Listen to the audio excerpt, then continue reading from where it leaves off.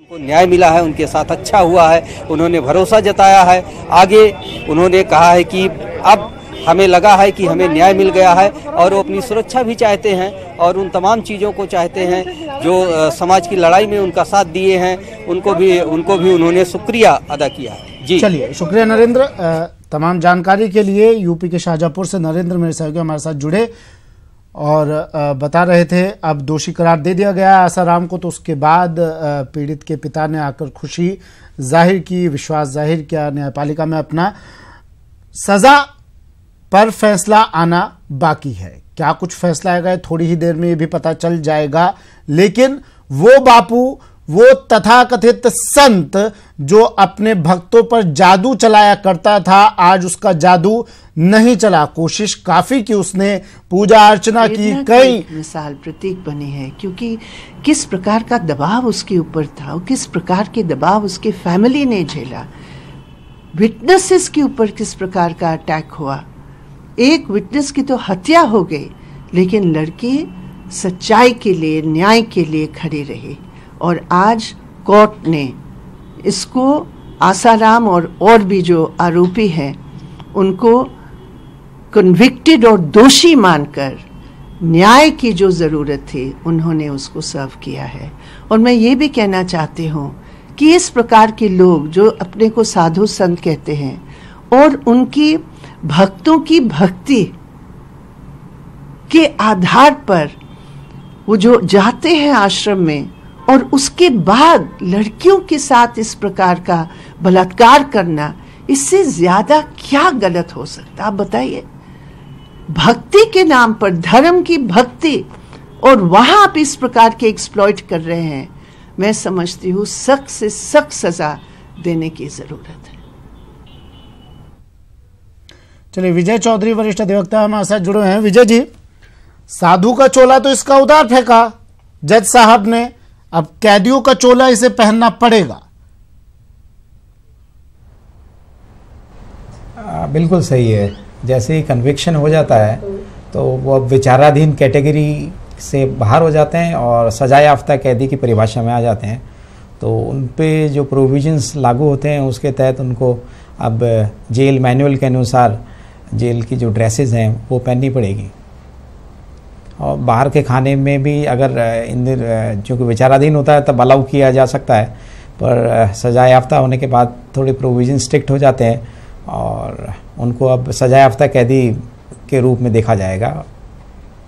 अच्छा, चलिए बड़ी खबर इस वक्त की, आसाराम दोषी करार। बता दें आपको, आज हो सकता है सजा का ऐलान। यौन उत्पीड़न मामले में आसाराम दोषी करार। 15 अगस्त जब पूरा देश स्वतंत्रता दिवस मना रहा था, उस वक्त ये बाबा, ये बापू कुकर्म कर रहा था, दुष्कर्म कर रहा था, एक लड़की का बलात्कार कर रहा था।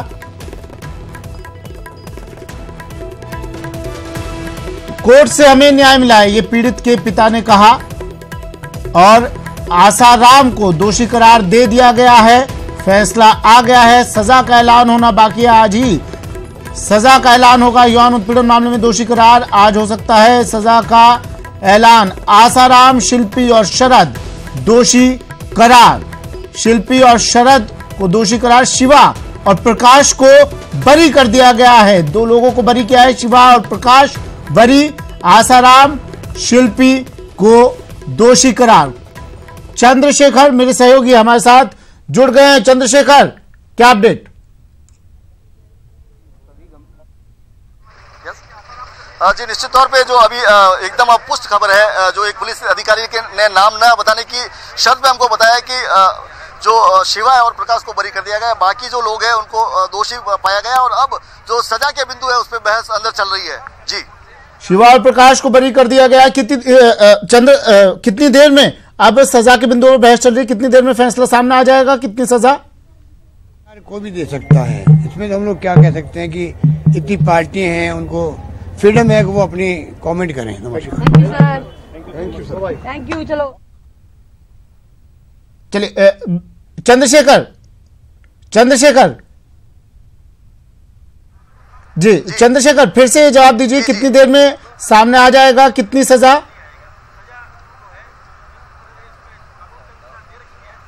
जी निश्चित तौर पर अगर बात करें तो आसाराम जो है दोषी सिद्ध हो चुके हैं और आसाराम पे जो है अब कभी भी जो जिस तरह से सजा के बिंदुओं पे जैसे ही बहस खत्म होती है कोर्ट पीठासीन अधिकारी अपने कक्ष में जाके फैसला लिखाएंगे, फैसले को फिर से पढ़ा जाएगा, फैसला पढ़ने के बाद उसमें जो कमियां होगी उनको करेक्शन करने के बाद जो फैसला प्रोनाउंस कर दिया जाएगा। और सबसे बड़ी बात जो सूत्रों ने बताई है कि ये जज साहब ने स्पष्ट कर दिया है कि जब तक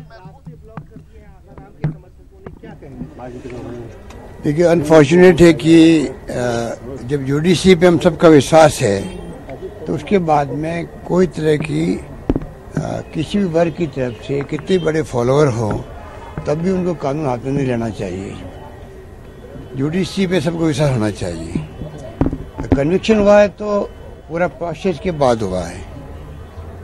ड्यूरिंग जब हमारी गवर्नमेंट थी तब वो अरेस्ट हुए थे, वो तभी प्रेमा फेसा ही जब तथ्य सामने आए तब जाके उनको अरेस्ट किया गया था। तब भी उनके फॉलोअर्स ने काफ़ी शोर मचाया था। तब भी हमने अपील की थी कि आप शांति बनाए रखें, ये काम कानून का है, कानून को अपना काम करना दें। आज भी मैं ये कहूँगा कि कानून को अपना काम करने देना चाहिए, किसी को अधिकार नहीं कानून को तोड़ने का, हाथ में लेने का, ये मेरा मानना है। आपके समय ही उनकी गिरफ्तारी हुई थी और आज जो देश में माहौल चल रहा है खासतौर से जिस वजह से बलात्कार बच्चियों के साथ है, आपको लगता है कि ये एक प्रेसिडेंट सेट होगा कि अब तो देश के लोगों को सोचना चाहिए, जो ये बाबा लोग हैं देश के अंदर, एक के बाद एक बाबा लोग पकड़े जा रहे हैं। तो देश के अंदर मैं तो ये कहना चाहूँगा कि हर जो विश्वास करता है बाबाओं में, गुरुओं में, वो विश्वास करना कोई बुरा नहीं है। धर्म के नाम पर धर्म के जो हमारे गुरु हैं उनका सम्मान करना हमारा फर्ज बनता है। तो ऐसी अंधभक्ति कोई काम की नहीं जिसमें बाबा लोग जो है धर्म की आड़ में जो है व्यभिचार करे या ऐसे कुकर्म करे या ऐसे केस में फंस जाए जो मर्डर केस हो, तो ये देश का जो छवि है वो दुनिया में बहुत बुरी तरह से खराब होती है। मेरा मानना है कि अब समय आ गया है तमाम बाबा लोगों के बारे में लोग समझ जाना चाहिए कि जो लोग वास्तव में धार्मिक हैं, जो त्यागी है, तपस्वी है, उनका मान सम्मान पूरा करें और जो ये ढोंगी बाबा है उनसे दूर होने का प्रयास करें। सर, ममता बनर्जी ने कहा है कि कांग्रेस में महाभियोग।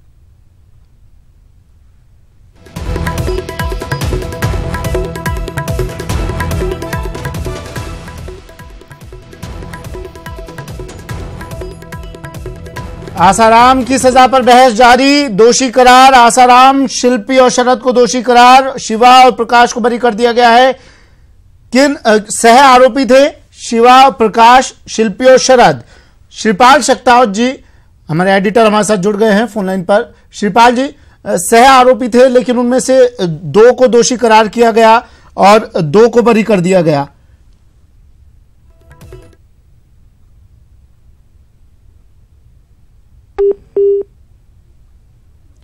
चलिए, श्रीपाल जी हमारे साथ जुड़े हुए हैं, शायद आवाज उन तक नहीं पहुंची है, फिर से उनसे संपर्क कर लेते हैं। श्रीपाल जी, आवाज सुन पा रहे हैं आप मेरी?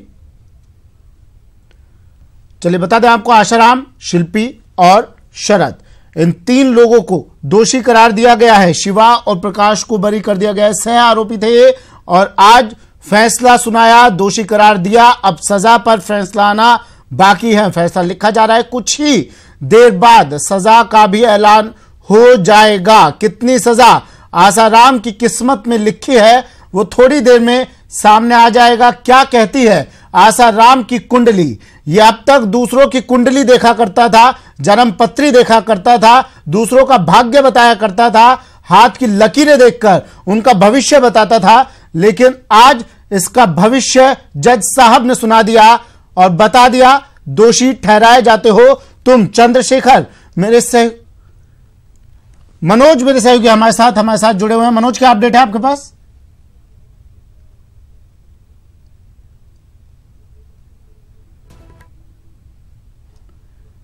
चलिए, पीड़ित के पिता का बयान आया इसके बाद, उन्होंने विश्वास जताते हुए न्यायपालिका में कहा कि जो हमारा विश्वास था न्यायपालिका से हमें न्याय मिला है और उन्होंने कहा कि सत्य की जीत हुई है, हमने काफी मुश्किलों का सामना किया, लेकिन अब हमारे संघर्षों की, हमारी मुश्किलों का अंत हुआ। आसाराम को दोषी करार दे दिया गया है। अब उसकी सजा पर फैसला हो रहा है। सजा कितनी मिलेगी इस बापू को, इस संत को, इस तथाकथित भी कोई धर्म के ठेकेदार हो, उन लोगों के ऊपर इस तरह की कार्रवाई होनी चाहिए। और इस तरह के कारनामे में मतलब किस तरह का दंड दिया जाए, ये एक महिला होने के नाते मैं कहने में भी असमर्थ हूँ। कड़ी से कड़ी कानून बनाकर और जो अभी कानून है उसके तहत इनको कड़ा से कड़ा दंड देना चाहिए। कड़े से कड़ा दंड देना चाहिए इस तरह के आरोपियों को। यह आसाराम जो कहता था कानून मेरी जेब में है, पुलिस मेरी जेब में है, प्रशासन मेरी जेब में है, लेकिन सब इसकी बातें धरी की धरी रह गई और आज ये खुद कानून की जेब में है। सलाखों के पीछे इसे डाला जाएगा फिर से, क्योंकि दोष साबित हो गए हैं। दोषी करार आसाराम।